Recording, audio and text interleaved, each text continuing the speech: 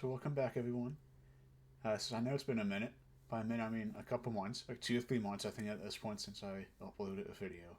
And but yeah, I just wanted to come back and just do a review. I'm in a better space now, so I'm gonna do a couple reviews.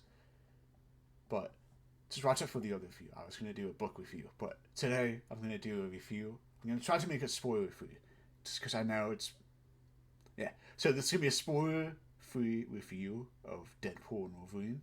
So this is probably gonna be quick, just because that there's a lot of big stuff that happened in this movie. Now, I know I'm late to this to seeing this movie. It came out over a week ago. What's it's been out for over a week, which I guess isn't that late. But yeah, it's just most YouTubers see it the date it comes out, which I didn't get the chance, so I only got to see it this weekend. And I kind of just wanted to think about it, about like the stuff I liked about the movie, the stuff I didn't like, and answer the question: is this the best Deadpool movie that they've made, or the best Marvel movie they made in the past 5 years? Probably. I'll be honest. It's probably the best Marvel movie they made in the past 5 years. I'm not gonna lie. Outside of Spider-Man. So, but yeah, let's get on to it. So this is obviously a 2024 film. It has Ryan Reynolds and Hugh Jackman. Who that was the big return, was Hugh Jackman as Wolverine. And it's about Deadpool. So this whole movie is just about Deadpool trying to save his universe. And my God, is it a great movie?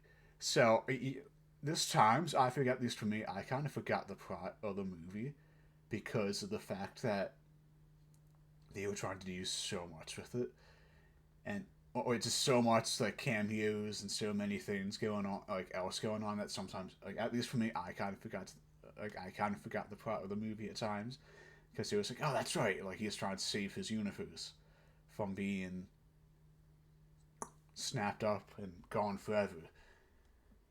Obviously, there's gonna be people who try to stop him from TVA. That's probably gonna be the most spoiler thing ever. TVA, there's a guy from TVA that tries to stop him, which obviously doesn't work out in the end.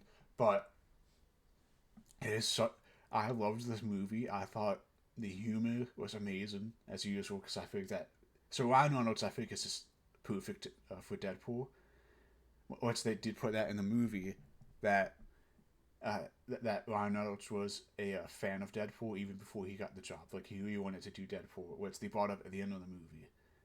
It's just I'm not going to spoil that for people, like too much for people, but like he did that. There was a clip at the end of the movie about him, and like he talked about, he said, "Oh, I loved the art for it," or whatever. So it's like he was definitely a fan since day one, probably. I bet, but since I thought Ryan Reynolds was amazing in this movie, I thought Hugh Jackman was also really good. Except this was a different version of Logan or Wolverine, and I really loved his different take on it. Yeah, since I feel like he was obviously more serious, and I love some of the stuff he did with the suit and the way he fought.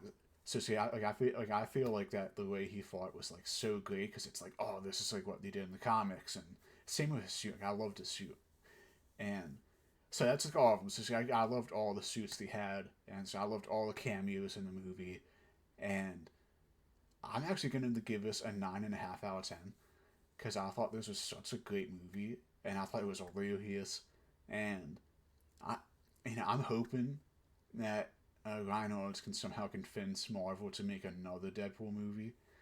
Just because I'm so happy that now he's part of the MCU and that Disney bought the rights to Fox.